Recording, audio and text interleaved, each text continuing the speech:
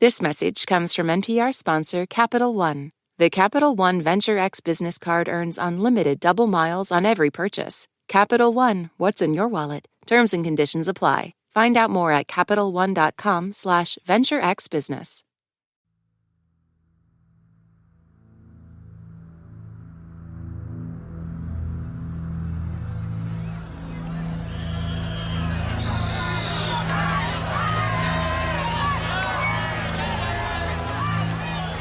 On October 5th, 1995, tens of thousands of Israelis crowded the streets of Jerusalem. They began in Midtown and marched towards the doors of the Knesset, where Israel's parliament meets. It's not Mr. Rabin that we knew in the past, entirely different man.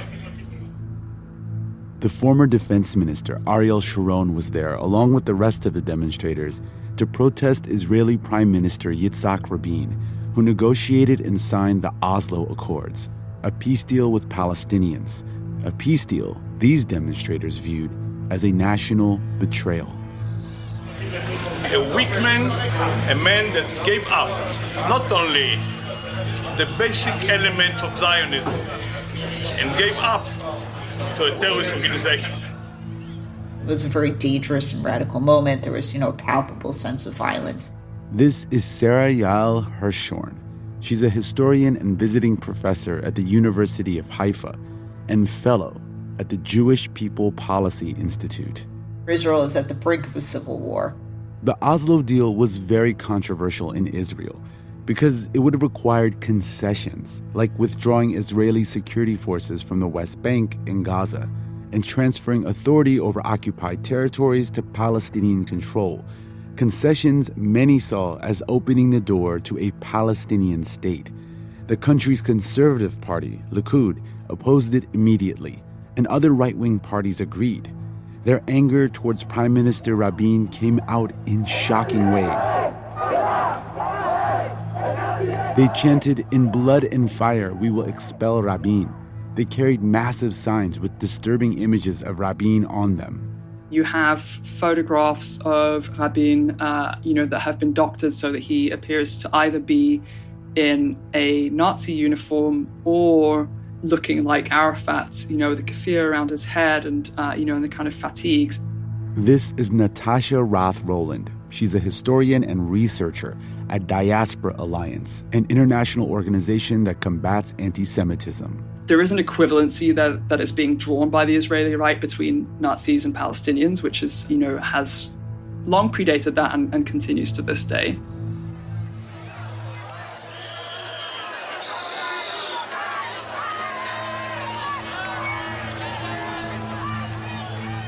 When demonstrators reached Jerusalem's Zion Square, politicians and activists spoke to them from a makeshift stage on the third-floor balcony of a hotel. One of those speakers was a rising politician named Benjamin Netanyahu. אני אומר כאן לממשלת ישראל שמתרפסת בפני האיש הזה. I'm saying this to the government of Israel, which is bowing down to this man. He does give this speech from the balcony of a Jerusalem hotel overlooking Zion Square, where all of this incredibly inciting language against Rabin is taking place. של איש הדמים ערפאת. In the speech, Netanyahu called Palestinian leader Yasser Arafat a bloody man. The crowd cheered. He accused Yitzhak Rabin's government of bowing down to Arafat. And then he said something ominous. אני אומר לה בשם הציבור הגדול הזה, אנחנו כאן כי לעולם לא ניתן לחלק מחדש את ירושלים. We are here because we will never allow Jerusalem to be divided anew. In other words, Netanyahu was saying we will not allow Rabin to turn over East Jerusalem to Palestinian rule as part of the Oslo Accords. The crowd chanted Netanyahu's nickname, Bibi, as he worked them into a fervor with his fiery language. It seems, as a kind of incitement to violence. An incitement that Netanyahu has denied. It was a major moment in Israeli history. It's the time of, sort of Benjamin Netanyahu's arrival on the political stage in a certain way, but also his understanding of appealing to the logic of the mob or the logic of the crowd. About 1 month after that demonstration in Jerusalem, a rally was held in Israel's second largest city, Tel Aviv, in support of the Oslo Accords. The keynote speaker was Prime Minister Yitzhak Rabin.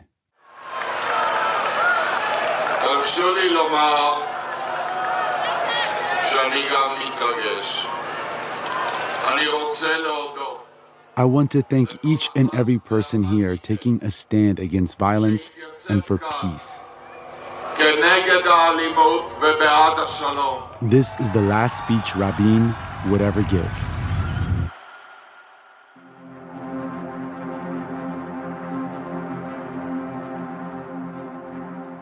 Israeli Prime Minister Yitzhak Rabin has been killed. At 11:10 p.m. Rabin was shot to death as he was leaving a peace rally in Tel Aviv. he was hit by 3 bullets in his chest and his abdomen. An eyewitness to the shooting said Rabin was coming down a set of stairs when 3 shots rang out.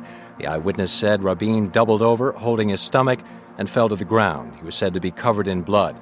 Rabin is assassinated by a young man called Yigal Amir. Yigal Amir, An Israeli Jew, a man in his 20s. It's like the JFK moment for Israel. Where were you when Rabin was assassinated? And, where were you on the political spectrum when Rabin was assassinated? Yitzhak Rabin's widow blamed Netanyahu and other right-wing leaders for stoking the flames of violence that took her husband's life. Some read it as, the future assassin of Yitzhak Rabin, sees this as almost a coded message to himself to act on some kind of moral or God-given imperative to assassinate the prime minister. Netanyahu doesn't really take responsibility. The Israeli right doesn't take responsibility. There's a lot of prevarication about who said what and who was really responsible for Rabin's murder. Benjamin Netanyahu later said he did not see any posters of Rabin wearing a Nazi uniform or a keffiyeh, and that he never intended to inspire his killing. But one thing was clear. Rabin's assassination showed how deep the anger and rage towards the peace deal with Palestinians was among the right wing of Israel's politics. The fact that this assassination was perpetrated not by, a Palestinian terrorist or, someone sent from the Arab world to, do a hit on the Israeli prime minister, but by a fellow Jew, and was, totally shocking to a country and ripped the country apart.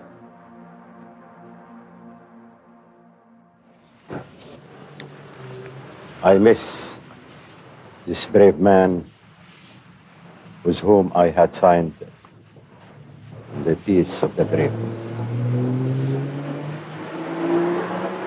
He was a man who can respect his parole d'honneur. This is the voice of Yasser Arafat, the leader of the Palestine Liberation Organization, or PLO, reflecting on Yitzhak Rabin, the man who he'd signed the Oslo Accords with in 1993 and 1995, the man he accepted a Nobel Peace Prize with in 1994. Although the deal was criticized as imperfect by some on both sides, it did represent hope and a path forward, a measure of basic respect. But the right wing in Israel, who called Rabin a Nazi and a traitor, did not see it this way. They saw a peace deal as surrender. People really felt that there were possibilities in the air, that there was going to be a real peace with Israelis and Palestinians. People were legitimately, enthusiastic and hopeful, and that it's gone. It is something that's really difficult to make people understand, but is really important, context for everything that's happened since 1995. The assassination of Yitzhak Rabin was a major turning point for a right-wing movement in Israel that had been growing for decades, a movement that uses a religious framework to define the state and its borders, that has aggressively resisted a two-state solution with Palestinians. For most of its history, Israel was dominated by left-leaning secular politicians. But today, the right is in power through the government of Prime Minister Benjamin Netanyahu. The government that is waging a war in Gaza, which, according to the Gaza Health Ministry, has killed over 30,000 people, a significant number of those being children. The war is in response to the October 7, 2023 Hamas-led attack that, according to Israeli authorities, killed over 1,200 Israelis, with an additional 250 being taken hostage. So where did the right-wing movement in Israel come from? How did it start? And how did it make it to the seat of power? I'm Ramtin Arablouei, and we will explore those questions on this episode of Throughline from NPR. This is David Childs from Salt Lake City, and you're listening to Throughline from NPR. This message is brought to you by Apple Pay. Fussing with plastic cards should be a thing of the past. Instead, pay the Apple way. Apple Pay is easy, secure, and built into iPhone. All you have to do is set it up. Just add a card in the Wallet app, and you're good to go. Support for NPR and the following message come from Rosetta Stone, the perfect app to achieve your language learning goals no matter how busy your schedule gets. It's designed to maximize study time with immersive 10-minute lessons and audio practice for your commute. Plus, tailor your learning plan for specific objectives like travel. Get Rosetta Stone's lifetime membership for 50% off and unlimited access to 25 language courses. Learn more at rosettastone.com/NPR. This message comes from NPR sponsor Capital One. The Capital One Venture X business card has no preset spending limit, so the card's purchasing power can adapt to meet business needs. Plus, the card earns unlimited double miles on every purchase, so the more a business spends, the more miles earned. And when traveling, the Venture X business card grants access to over 1,300 airport lounges. The Venture X business card, what's in your wallet? Terms and conditions apply. Find out more at CapitalOne.com/VentureXBusiness. Part 1. Never Again. In 1967, after years of tension with its Arab neighbors, Israel launched a daring simultaneous preemptive strike on Syria and Egypt.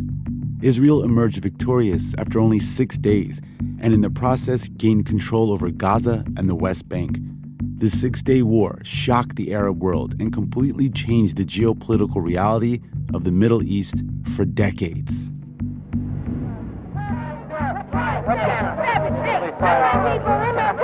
Meanwhile, across the Atlantic Ocean in the U.S., the student protest and civil rights movements were at their height. In 1968 in New York, in the midst of this tidal wave of radical politics, a new organization formed for the rights of Jewish people in the U.S. and abroad. The group was called the Jewish Defense League, or JDL, and it had a particular interest in the plight of Jews in the Soviet Union, who were often mistreated and had few places to worship safely.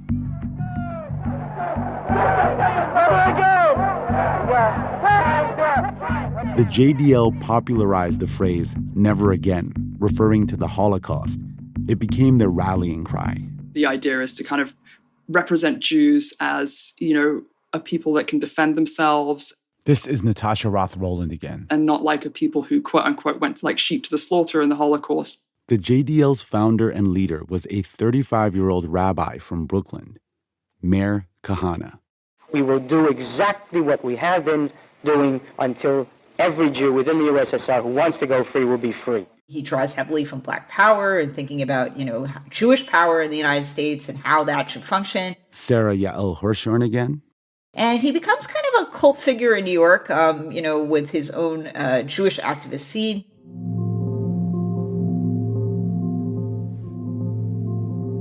Meir Kahane was born in Brooklyn in 1932 in a tight-knit Jewish family.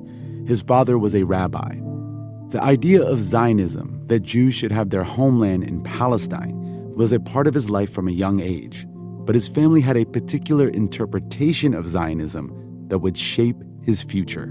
He grows up in a revisionist Zionist home in America. Revisionist Zionism is the belief that Israel should exist as an exclusively Jewish state on both sides of the Jordan River. That would mean Israel's official borders include the West Bank and Gaza Strip, which are internationally recognized Palestinian lands. As a teenager, Kahane became a militant activist after several Brooklyn synagogues were graffitied with swastikas. In his teenage years, he joined an organization called Beitar. Beitar emulated fascist movements that were around it in the interwar period in Europe, when fascism really sprung up. And when I say emulated, I mean in terms of their aesthetics. They wore brown shirts, they kind of glorified militarism and youth and violence, very, very anti-left, anti-socialist. And they kind of pioneered this vision of Greater Israel going in beyond the West Bank and kind of into the rest of the Middle East. So he subscribes to that ideology. Those who commit violence against Jews within their borders can fully expect, and rightly so, violence in return. The Jewish Defense League kind of graduates, if you will, into terrorism. They start attacking Soviet targets in New York and Arab targets in New York because of anti-Semitism in the Soviet Union against Jews and because of, obviously, the Israel-Palestine conflict as well. 3 members of the militant Jewish Defense League, including Mayor Kahana, pleaded guilty today to charges of conspiring to build explosives and transport them across state lines. Kahana admitted to the court he directed the making of bombs because he wanted to illustrate what effects bombs have. Seeing the writing on the wall, in 1971, Kahana fled to Israel. He's essentially outrunning his legal troubles in New York.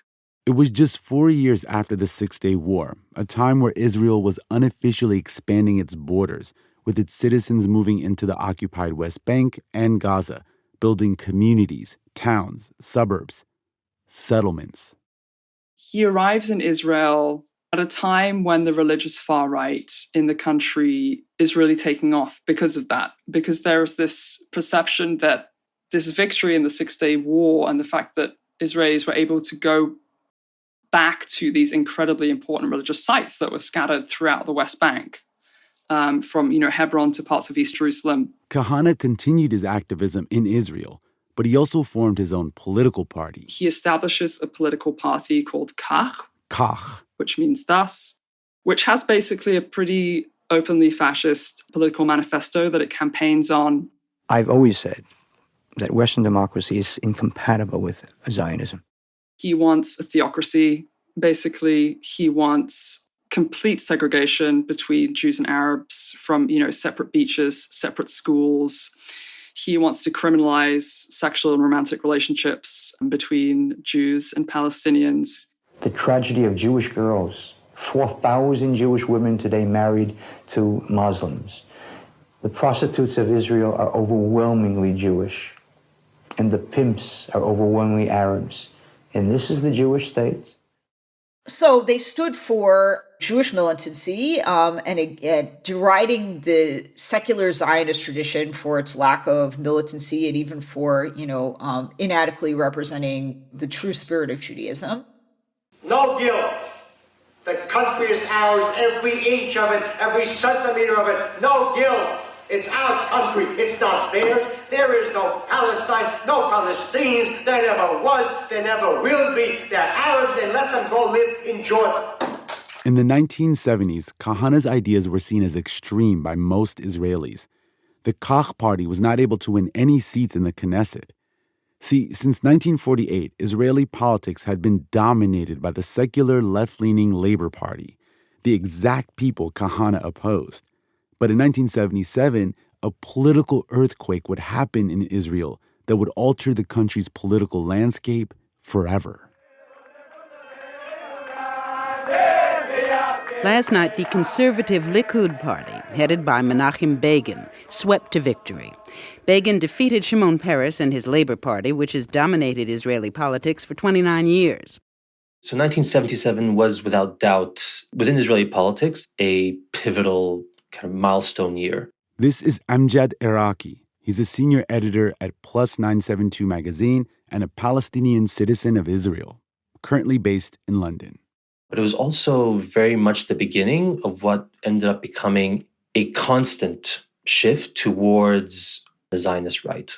What sets the opposition apart was first Menachem Begin's legacy as the kind of heir apparent of a kind of Zionism that saw Israel in eternal war with its enemies in the region, and the necessity to take a very hawkish, position towards Israel's future in the region and certainly towards peace negotiations or towards accommodating Israel's neighbors. This is how Menachem Begin's Likud Party 1977 platform begins. The right of the Jewish people to the land of Israel is eternal and indisputable, and is linked with the right to security and peace. Therefore, Judea and Samaria, which is the biblical name for the West Bank that's used by right-wing Israelis who claim the territories, will not be handed to any foreign administration. Between the sea and the Jordan, there will only be Israeli sovereignty. Begin adamantly opposes the return of the occupied West Bank to Arab control. Begin found support for this hardline platform by appealing to revisionist Zionists, many of whom were settlers, and to the Mizrahi Jews, Israelis whose families originally came from the Middle East and North Africa, a group who'd long felt oppressed by Israeli society and excluded from its politics. These were Jews who came from Arab lands and then saw the enmity of the Arab countries, and many of them were very attracted to hawkish ideas about the way Zionism should oppose Arab nationalism and Arab power, because they frankly had fled the Arab world because of that and saw Begin's party as being a place where maybe they belonged. So Begin was able to mobilize them, and it really made a huge difference in Israeli politics. With this major victory in 1977, the Likud Party had given voice to right-wing views that had long been on the outside looking in. There was a shift in terms of how these parties talked about what to do with the Palestinians in their midst. Particularly the Likud had a much more direct way of talking about settlement. This is what the 1977 Likud Party platform says about settlements. Settlement, both urban and rural, in all parts of the land of Israel, is the focal point of the Zionist effort to redeem the country, to maintain vital security areas, and serves as a reservoir of strength and inspiration for the renewal of the pioneering spirit. Right-wing religious settlers take it upon themselves to really push deeper and deeper into the West Bank and to settle areas that the Labour government initially wouldn't. Generally, because of Menachem Begin's hawkish orientation and belief that peace with the Arab world was not going to come about soon, and in any case it would be valuable, down the road, perhaps to trade land for peace, Begin himself is able to institutionalize these ideas in ways that hadn't been part of the Israeli agenda before. The emergence of a right-wing government was seen by many in the revisionist Zionist community as a major victory. But Meir Kahane was skeptical. He continued to push his extreme views, and in 1979, when Begin signed a peace deal with Egypt and started to entertain compromises with the Palestinians, Kahane felt the Likud government had betrayed the country. The question of the Arabs is something which no party, neither left nor right, neither a Rabin nor a Begin, is willing to deal with this greatest of all problems. The Arabs are not equal citizens here. In the early 1980s is the same time that Meir Kahane is really, trying to find his footing. It is the time where religious settlers decide that the government isn't doing enough and is in fact betraying the cause of the settler movement to further the expansionist and hawkish causes, in even the aspiration to, make Israel into more of a theocratic state. Menachem Begin, for his part, considered Kahane dangerous, calling him a crazy man. And Kahane was actually jailed for 6 months for his alleged plan to put bombs on buses in Hebron in 1980. If it is necessary to save Jewish lives, to kill Arabs, I wouldn't hesitate for a moment. Not for a moment.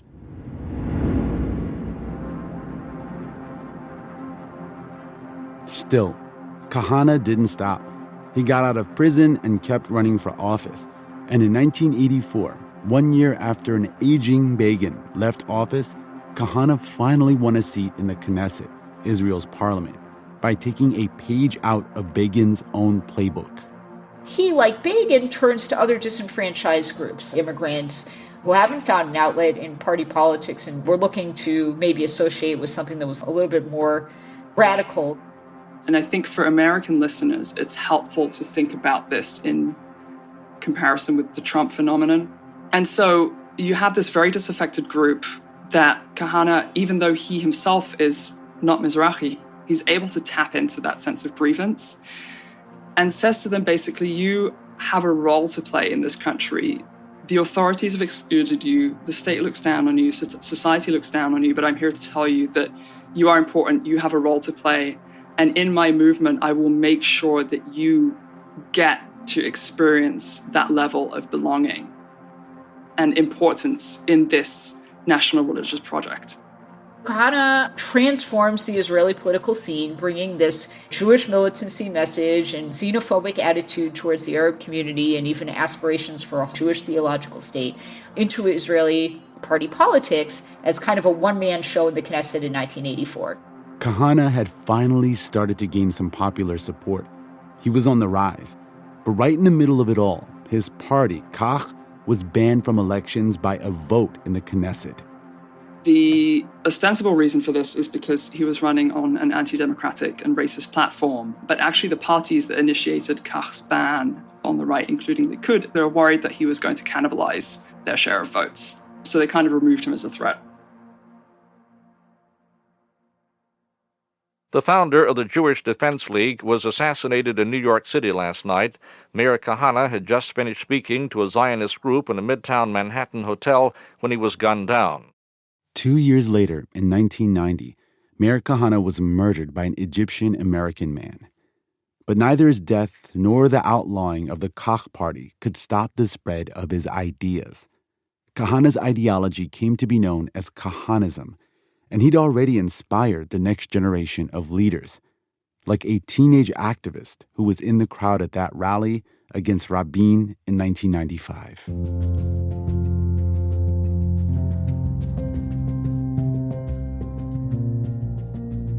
Coming up, how Itamar Ben-Gvir, Israel's current Minister of National Security, carried the Kahanist torch into the future.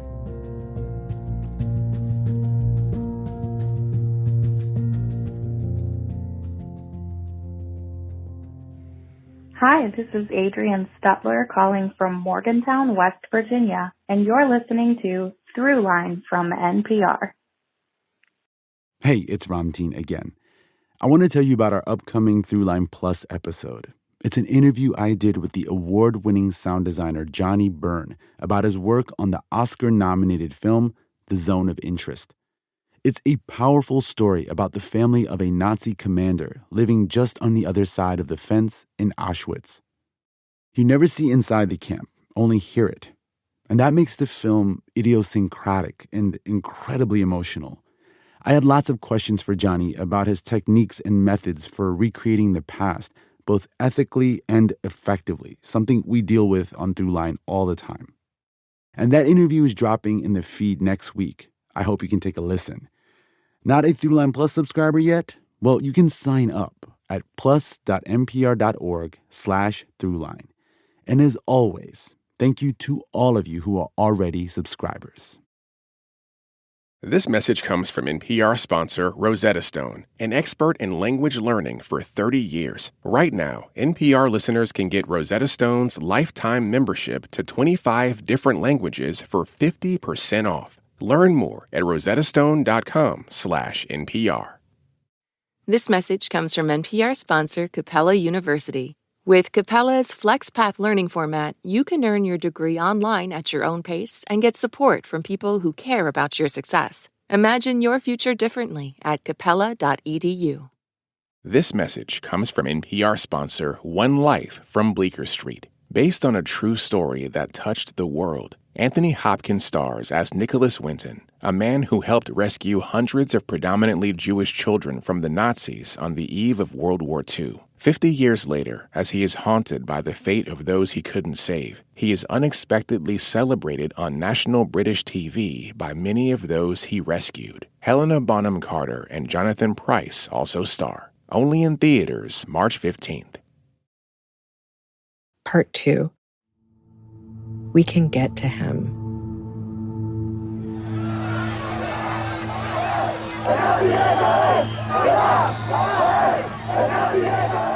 אני אומר לה בשם הציבור הגדול הזה, אנחנו כאן כי לעולם לא ניתן לחלק מחדש את ירושלים. It is 1995. We are back at that rally in Jerusalem where Benjamin Netanyahu gave a fiery speech against Yitzhak Rabin and the Oslo Accords, the rally that some point to as inciting the violence that led to Rabin's assassination. In the crowd was a 19-year-old man, an activist, who would go on to become one of Israel's most powerful politicians. His name, Itamar Ben-Gvir. He really first came to infamy in 1995 during protests against the Oslo Accords. And during one of these protests, Israeli right-wing activists yanked the ornament off the hood of Rabin's car. And there is a television interview of Itamar Ben-Gvir holding this ornament up to the camera and saying, you know, if we can get to Rabin's car, we can also get to Rabin. That video of Ben-Gvir holding up Rabin's hood ornament thrust him into the public eye. A few weeks later, Prime Minister Yitzhak Rabin was assassinated by a far-right extremist. Itamar Ben-Gvir was born in the suburbs of Jerusalem in 1976, a year before Menachem Begin's political earthquake. Ben-Gvir's parents were Mizrahi Jews with Kurdish and Iraqi ancestry. He grew up in a conservative household that supported both the Likud and Labor parties. His early activism was tied to the settlement movement, a movement that was going through its own internal tensions. Should the aspiration be where people are going to live in bougie settlements and that satisfy, the requirements of living in the whole of the land of Israel while still having a shopping mall down the street? Or is this a fringe movement that is, engaged in essentially open warfare against a state that isn't doing enough to make Israel into a more of a theocratic state? It was also the moment when tensions between Israel and the occupied Palestinian territories were about to erupt.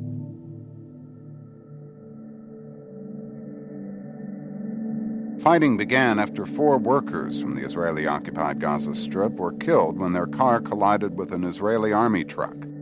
In December of 1987, the First Intifada, or Palestinian uprising, began. Palestinian violence seems motivated by despair. It was not just the buildup of frustration among West Bankers and Gazans at the lack of political progress or the lack of social services.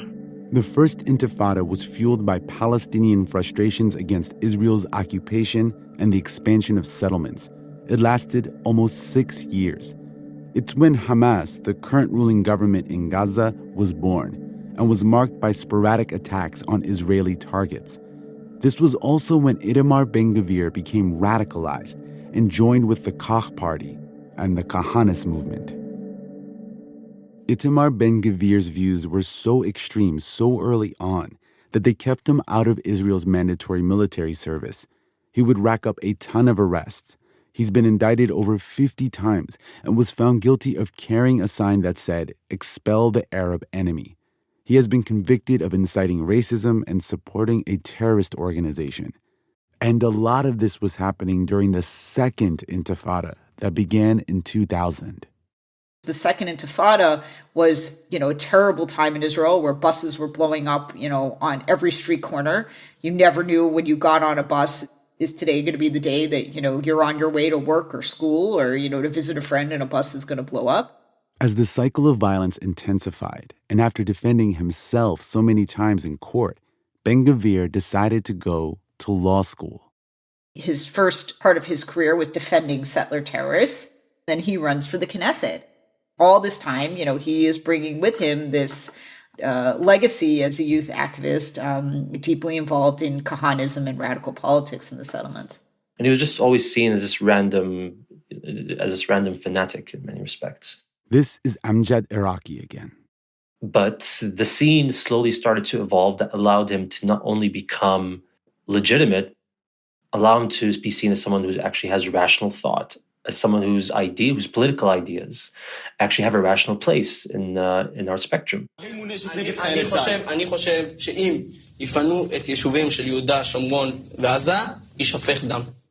is Ben-Gvir in a 1994 interview saying, "I think if settlements are dismantled in the West Bank and Gaza, blood will spill."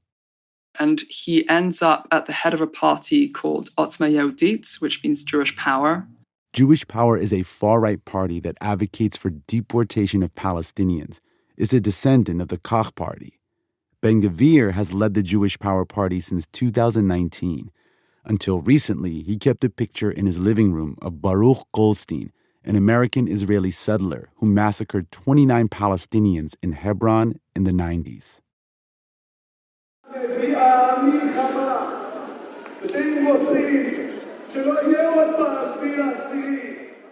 Today, everyone also understands that running away brings war, that if we don't want to be there again, we have to return home and rule the territory, and indeed propose a moral, logical, and advantageous solution encouraging emigration and the death penalty for terrorists.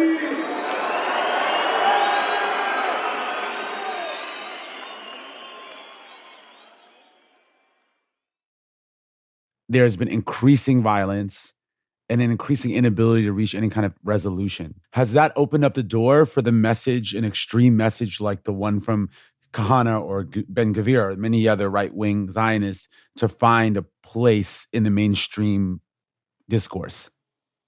Yes, definitely. We can really think about it as the post-Oslo generation. After the Oslo Accords, what it essentially did was it hermetically sealed off many, many Palestinians from meeting Israelis just in the course of day-to-day life. And so the only encounters that you really had were between Palestinians in the West Bank and Israeli soldiers or Israeli settlers. What you have is two populations that are kind of sealed off from one another. It's hard to really communicate the extent of just the everyday grinding violence that the occupation demands.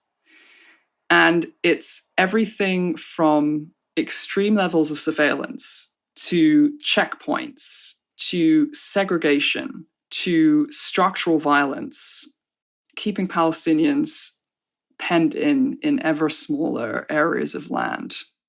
You have a wholesale internalization of the idea that this kind of violence is not only normal, is not only acceptable, but is actually justifiable and is righteous.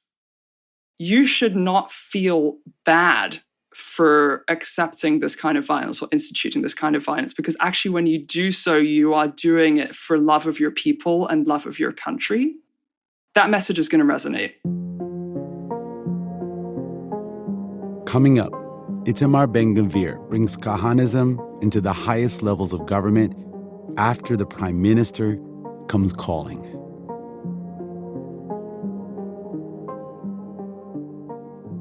This is Margot Vandenhelder from San Francisco, California, and you're listening to Throughline from NPR.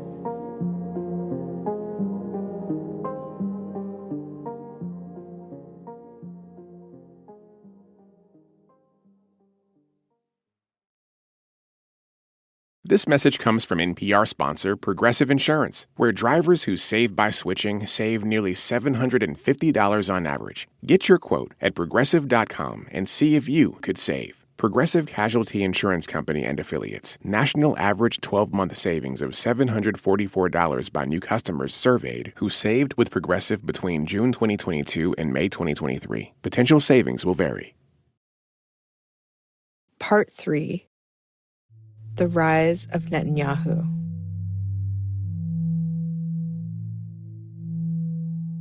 Do the Palestinians have a right to a separate state? No, I don't think they do, but I think that it's quite instructive that the Palestinians who are invoking the right of self-determination, which is an attribute for separate nations, themselves are the ones who define themselves as part of the Arab nation. This is a 28-year-old Benjamin Netanyahu on a TV debate show called The Advocates. It was 1978, and back then he went by the name Ben Nitai. Mr. Nitai is a graduate of MIT. He is an Israeli, and he is a man who has written widely on this question before the House tonight. That question was, should the United States support self-determination for Palestinians in a Middle East peace settlement? Here was Netanyahu's answer. I think the United States should oppose the creation of a Palestinian state for several reasons. The first one being that it is unjust to demand the creation of a 22nd Arab state and a second Palestinian state at the expense of the only Jewish state.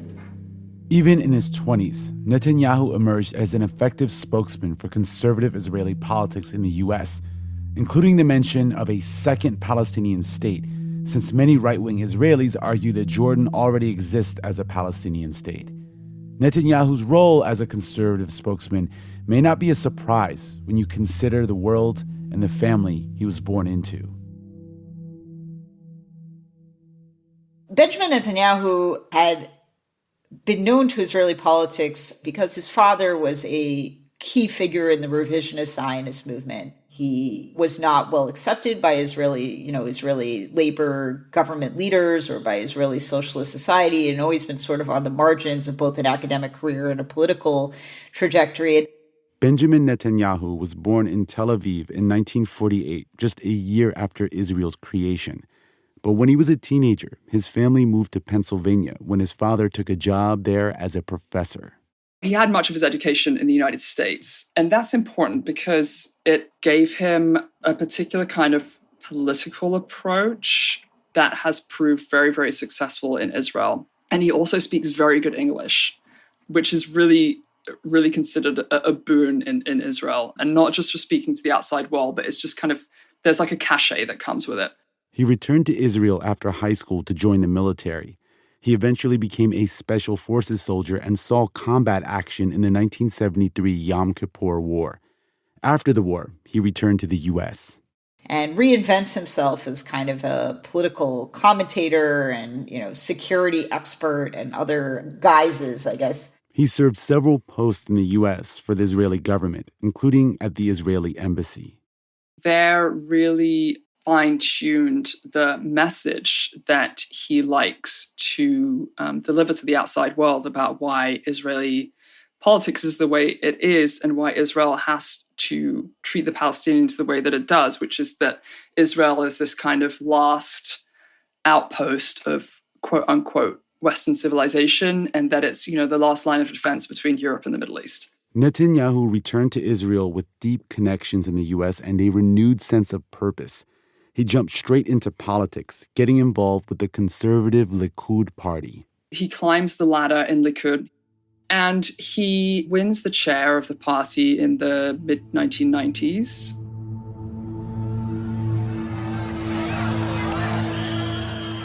Netanyahu, who is always very savvy to the pulse of the Israeli public, really understands that the 1990s is a moment where Israel is at the brink of the civil war. אני אומר לה בשם הציבור הגדול הזה, אנחנו כאן כי לעולם לא ניתן לחלק מחדש את ירושלים. And so when he delivers his rousing speech at that 1995 rally in Jerusalem against Oslo and Yitzhak Rabin, he has his own political ambitions in mind. This is something that he knows will draw a political base toward him, will help a right-wing political base consolidate around him. Netanyahu was right. It worked. And sets about campaigning for prime minister at the elections that follow Rabin's assassination. And by the way, in his campaigns for the prime ministership, he actually enlists the support of American Jewish political advisors who were advising various GOP candidates. So there's this kind of importing of American political tactics into Israel, which are very much about the individual. It's about the personality. And, Netanyahu kind of leans into that. He ran on a platform of economic reform and promised to oppose a Palestinian state. And he was able to tap into the anger against the Oslo Accords to bring out the vote. He becomes prime minister, despite the role that he played in the incitement campaign as, one of its most high-profile figures. While a lot of Netanyahu's political success was due to his own shrewd strategy, he also benefited from the failures of the Labor Party-led negotiations with Palestinians. As the promise of Oslo faded away and the Second Intifada loomed, suicide bombings and violence were a regular occurrence on the streets of Israel. For a lot of Israelis, it almost like disproved the Zionist left thesis. This is writer Amjad Araki again. The idea of giving Palestinians more rights, potentially a Palestinian state, the Oslo process in general. The narrative is that you tried to give Palestinians their rights and their statehood, and what we actually got was suicide bombings. That's the logic. And it's not to minimize, I think, the social and political trauma that was experienced by Jewish Israelis during that time, but the answer that was provided to that was to say, like, actually the right-wingers were right. But Israelis got tired of Netanyahu's hawkish posture, a sluggish economy, and a peace process that had ground to a halt. He was being accused by many on the right of being too centrist. So in 1999, he lost his re-election bid. It was a crushing defeat for Netanyahu. לכן אני מודיע היום על כוונתי לפרוש מהנהגת הליכוד. In the time he was out of office and out of the public eye, he seems to have figured something out. If he were going to make a political comeback, he'd need to move further right. And 10 years later... In Israel, conservative Benjamin Netanyahu was sworn in as Prime Minister last night. Today, he returns to the office he held a decade ago. In 2009, he recaptured the prime ministership. And again in 2015, when he was challenged for re-election, he pushed his messaging further to the right. His surprising and crushing victory, the product of an 11th-hour push for right-wing votes, promising there would be no Palestinian state on his watch. The right regime is in danger. The Arab voters are coming in huge amounts to the polls. But unlike the U.S., Israel has a parliamentary system, which means even if your party wins an election, you still have to form alliances with other parties to create a majority in order to be a ruling government. Because of his inflammatory rhetoric, it was going to be hard for Netanyahu to create that government with mainstream parties who were turned off by his strategy. So he looks towards, parties to his right and decides that, the kind of government that he wants to form is an ultra-nationalist and ultra-Orthodox coalition because he doesn't want to have a national unity government, and he certainly doesn't want to partner, with leftist parties. Netanyahu is starting to get into a lot of legal and thus political trouble because he has corruption and bribery charges racking up. And so the country keeps going to elections as Netanyahu sort of tries to outrun these charges and tries to remain in power. He certainly doesn't want to be in government with anybody who might want to replace him and put him in prison. So these are his options, and he acquiesces to this situation. Netanyahu, to survive, has courted the most right-wing parties in the country. And one of the people he has cut a deal with is a politician who was also at that anti-Rabin protest back in 1995, Itamar Ben-Gvir. And in the next election, which was back at the end of 2022, the combined slate that he runs on with another far-right party called Religious Zionism pulls in 14 seats. Ben-Gvir gets into the Israeli government, and he basically gets to play kingmaker because of the number of seats that he's pulled in. Netanyahu, he is crucial to Netanyahu's coalition at this point. And so he gets appointed as National Security Minister, which is a new position which puts him in charge of all the police on both sides of the Green Line. The Green Line refers to the pre-1967 border between Israel and the West Bank. And nobody's held power over both sets of police in that way before. And so they're all interconnected. Everyone thought they had something to gain. And this is what allows what was once a kind of, seemingly random thuggish activist / lawyer to become someone who has an entire ministry designed around him, who is now sitting in major meetings of the government, who is now prodding the prime minister and the defense ministry and the military that you're not going hard enough. Natasha Roth-Rowland says Ben-Gvir went from a pariah to a popular figure in Israel, especially with young people. He voices what they see as things that they may not be allowed to say themselves. He voices the id of the nation in much the same way that Trump did. And what kind of views was he expressing? Just unabashed racism toward Palestinians. Understanding every Palestinian essentially as a terrorist. Supporting the death penalty for quote-unquote terrorists, which in this case is simply a dog whistle for Palestinians. supporting mass expulsion of Palestinians, terrorizing Palestinians who are simply going about their daily lives, basically implementing Kahana's vision in any way that they are able to.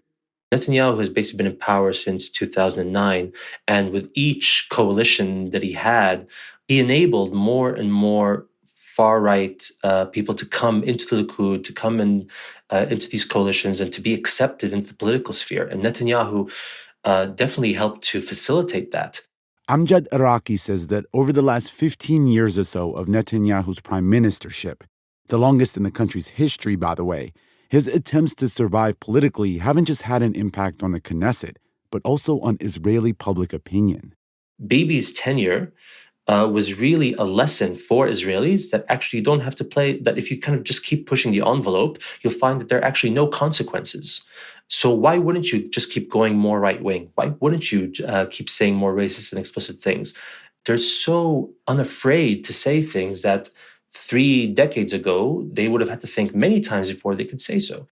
But Netanyahu and his Likud coalition overplayed their political hand in 2023 when they proposed a law that would eliminate the oversight power of the Israeli Supreme Court. Israelis woke up today to their 3 largest newspapers carrying a black front page. The black pages were ads that protesters took out, calling it a dark day for democracy in Israel. This move to weaken the judiciary was met with intense protests throughout Israel. Until now, the Supreme Court in Israel has had the right to reject some government actions it did not consider reasonable. So what happens now that the Knesset stripped that power away?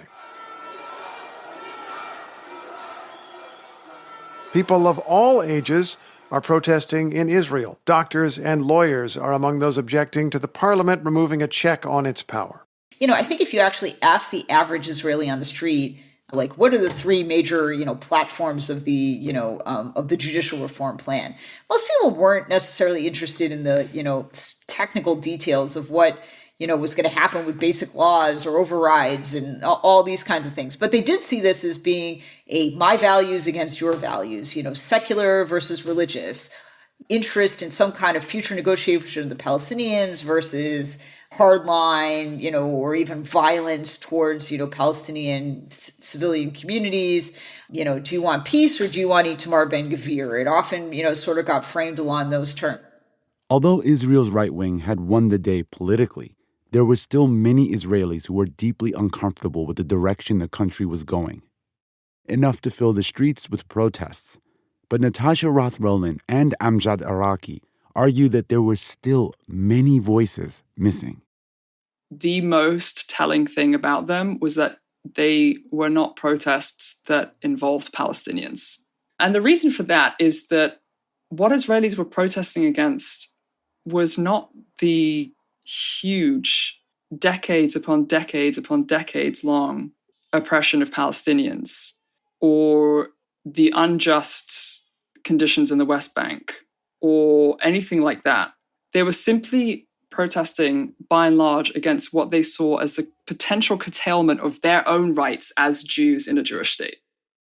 It's not a battle for democracy. It is a battle to maintain at least a little bit more of an image, or to try to reclaim a bit more of an image that we're democracy, that for Jewish Israelis to convince themselves, because they realize that maybe we took it a bit too far. But Palestinian citizens know full on, no matter who was the head of the coalition, no matter who the judges were in the court, that actually the state always pursued the same objectives against Palestinians.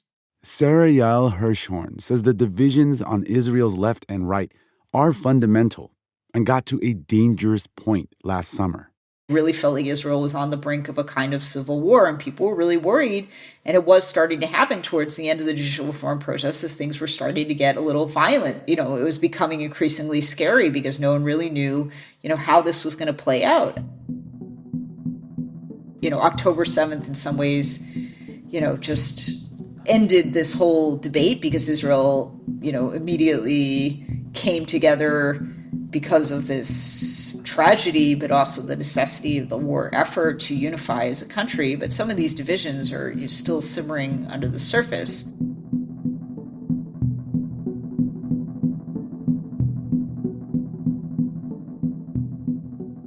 And that's it for this week's show. I'm Rand Abdel Fattah. I'm Ramteen Arablouei, and you've been listening to Throughline from NPR. This episode was produced by me. And me, and Lawrence Wu, Julie Kane, Anya Steinberg, Casey Miner, Christina Kim, Devin Katayama, Peter Balanon Rosen, Irene Noguchi. Fact-checking for this episode was done by Kevin Bokel. The episode was mixed by Josh Newell. Music for this episode was composed by Ramteen and his band Drop Electric, which includes Anya Mizani, Naveed Marvi, Sho Fujiwara. Thanks to Johannes Sturgi, Kara West, Tony Cavan, James Hyder, Jerome Sokolovsky, Edith Chapin, and Colin Campbell. And finally, if you have an idea or like something you heard on the show, please write us at throughline@npr.org. Thanks for listening. And before you go, check out NPR's Embedded podcast.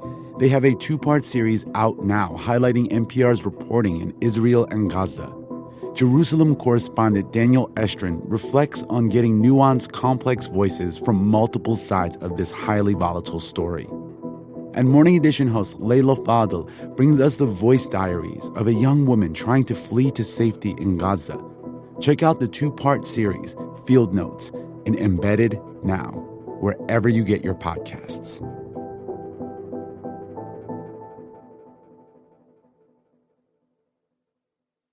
This message comes from NPR sponsor Shopify. Shopify is the global commerce platform that helps you sell at every stage of your business. From the launch your online shop stage to the first real-life store stage, all the way to the did we just hit 1 million orders stage, Shopify's there to help you grow. Sell without needing to code or design. Just bring your best ideas and Shopify will help you open up shop. Sign up for a $1 per month trial period at shopify.com/NPR. Support for NPR and the following message come from Bombas. Bombas makes absurdly soft socks, underwear, and T-shirts. And for every item you purchase, Bombas donates another to someone facing homelessness. Get 20% off your first purchase at bombas.com/NPR and use code NPR. This message comes from Wondery with the new podcast, Black History for Real, weaving Black history's most overlooked figures back into their rightful place in culture and the world at large. Listen to Black History for Real on the Wondery app or wherever you get your podcasts.